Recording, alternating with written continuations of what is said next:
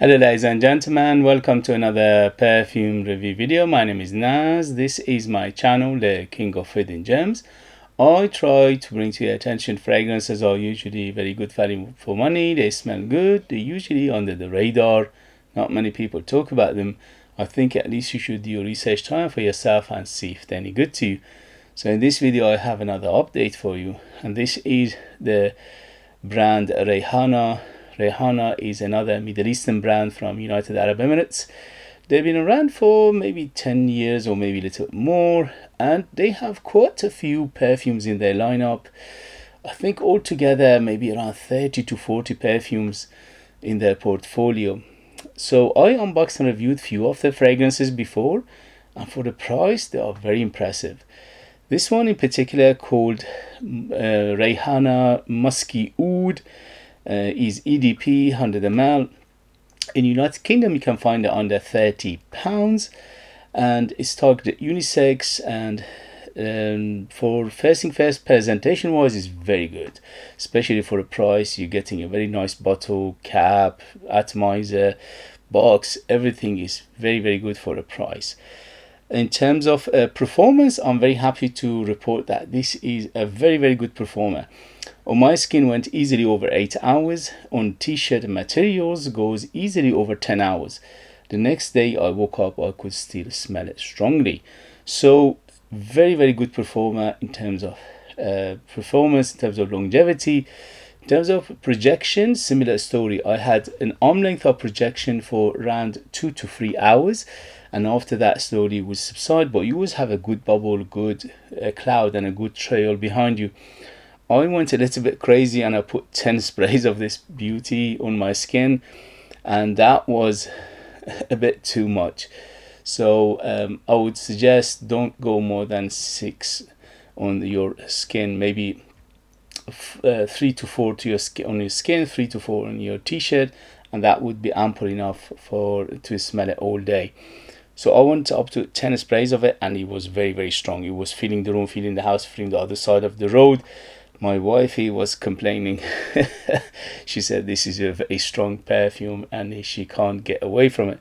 So it's very good performer, but if you put too much it could be a little bit on the annoying side. So be careful with the trigger. Just see how much is ample enough for you first, and then you can increase it each time by a little bit more. In terms of the season, this is better suited for cooler weather.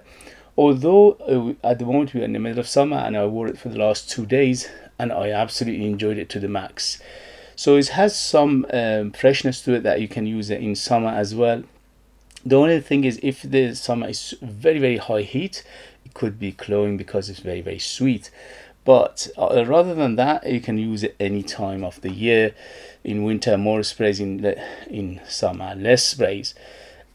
Gender wise, definitely bang in the middle. This is targeted unisex and is absolutely correct. It's unisex, bang in the middle. Ladies and men can wear it easily, no problem whatsoever. And occasion, this is very nice. This is very opulent. It's very upmarket smell to it, so it's very good for going out, special occasion, evening, formal occasion, close encounter, dating, going out, going to club, going meeting people and things like that. It's very opulent and very alluring. And in terms of age, I would say 25 years and older to be on the safe side. Although the DNA in here is quite friendly, but because at the end of the day this is a oriental perfume, it could be a little bit too complex for young noses. Unless you like this kind of perfumes, then it doesn't mean anything. It's only a recommendation.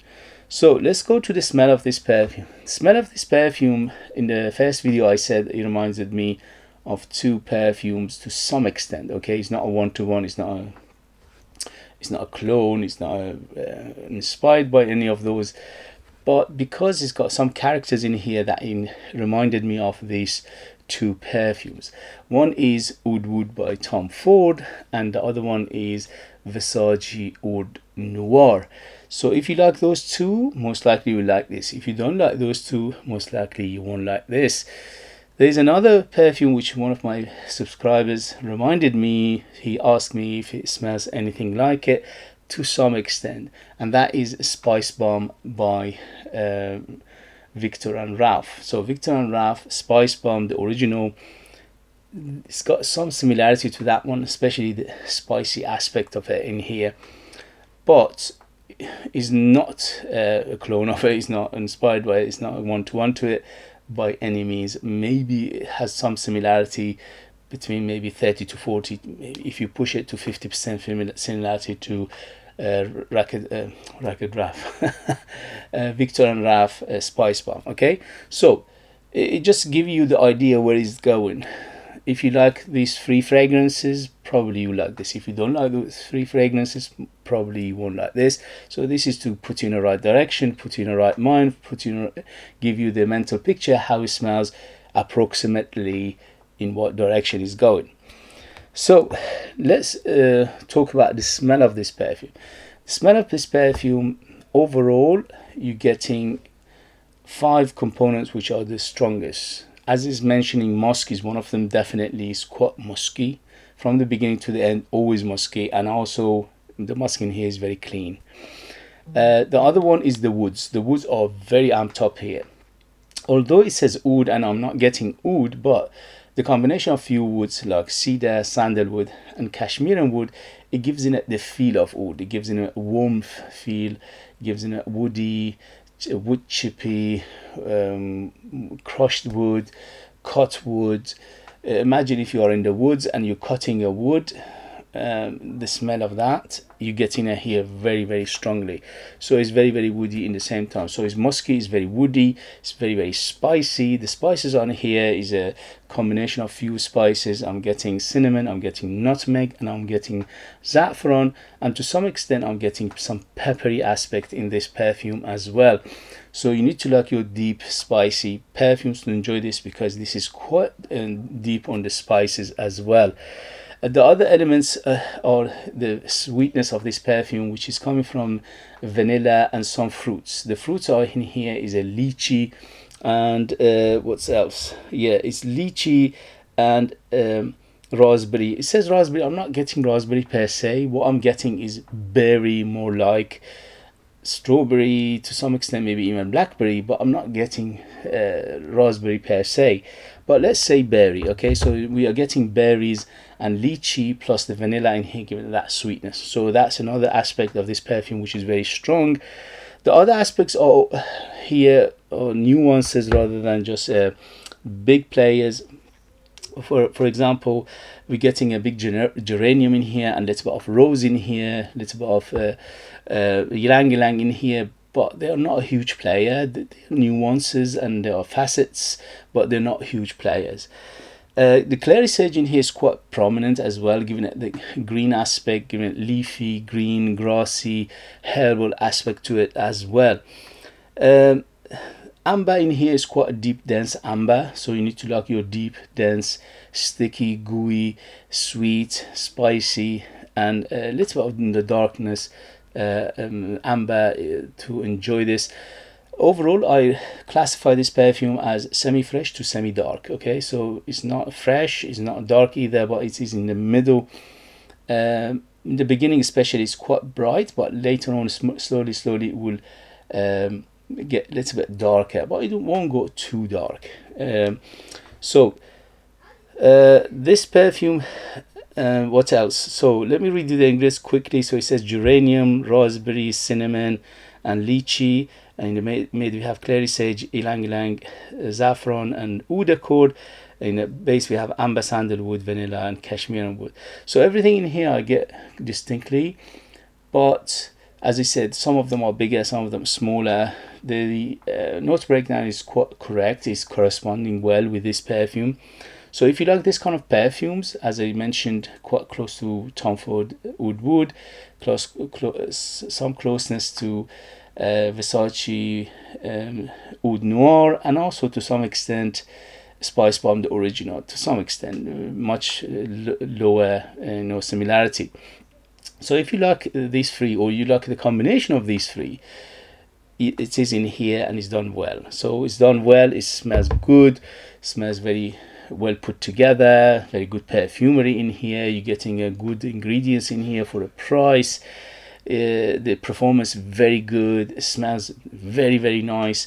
I actually got one compliment. I was outside with my boy doing something, and somebody said, "Oh, excuse me, what is that you wearing? It smells very good." So I told him the name. I don't know how likely is to go, and because it looks like it's the person, or she was one of those people.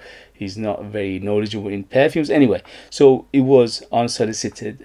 It wasn't per se compliment. It was like a curiosity, and she asked me what I'm wearing, and obviously I'm taking it as a compliment. Okay, so overall, this perfume is very good for the price. This brand, Rihanah, they're doing a fantastic job in making very good oriental perfumes for a very affordable price. Their perfumes, majority of the perfumes, I have around probably 10 Rihanah in my collection. Majority of them are orientals, and they are not similar to let's say European perfumery. Okay, so they are very much into the oriental eastern side of perfumery, and for the price they are selling these things, they are very good. I was surprised how good this one is, although I knew they make very good perfumes because I had many of them in my collection. And I'm telling you that there are some which been discontinued, unfortunately, because they didn't get that much attention, they didn't get that much publicity. Are absolutely amazing. There are a few of them in my collection that when I smell them, I think to myself, wow, this is like, it smells like 150, 200 plus perfume. Very niche like perfumes, but they were selling it for less than 30-40 pounds. And but unfortunately, because they didn't get the traction, they didn't get that much attention, they didn't get that much publicity in the fragrance community, they discontinued many of their fragrances, which I have. This one is still around. I'm not sure if it's still in production or not, but if you're interested, you better go check it out before it disappears. Right now in United Kingdom, there are few places you can find it for under £30, but they are getting harder and harder to find. Anyway, so if you like this kind of perfume, yes, I highly recommend it. It's absolutely gorgeous for the price. I superbly enjoy this perfume. What else? That's it really. If you have it, if you know it, if you tried it, let us know your experience. That would be useful for others to read. If you have anything else from this brand, Rihanah, let us know your experience. What do you think of them? Are they good, bad? Are they worth the money, not, or anything else? If you are interested in purchasing one of my own perfumes, I'm a perfumer myself. I make my own line of perfumes. I'm the perfumer, I'm the artist, I'm the worker. Nobody else is involved. So they are true handmade perfumes just for you lucky people in the United Kingdom. I leave them in the link. They're Ultra Beast Mode, 100% natural, amazing value for money. They smell great. They are very unique and very artistic, and I'll put more than 60% perfume oils in my perfume, perfumes which are unheard of. And that makes them huge, bold, and very long lasting as well. Please, if you like what I do, if you find it useful, informative, valuable, or entertaining, don't forget to hit those buttons. This way you help me, encourage me, motivate me to bring you fragrances like this in future that nobody else is talking about. They're amazing value for money, they smell great, and they are hidden gems, and this one is definitely a hidden gem. Thank you very much as always for watching, for your support and love, and I will see you later. See you later guys. Bye.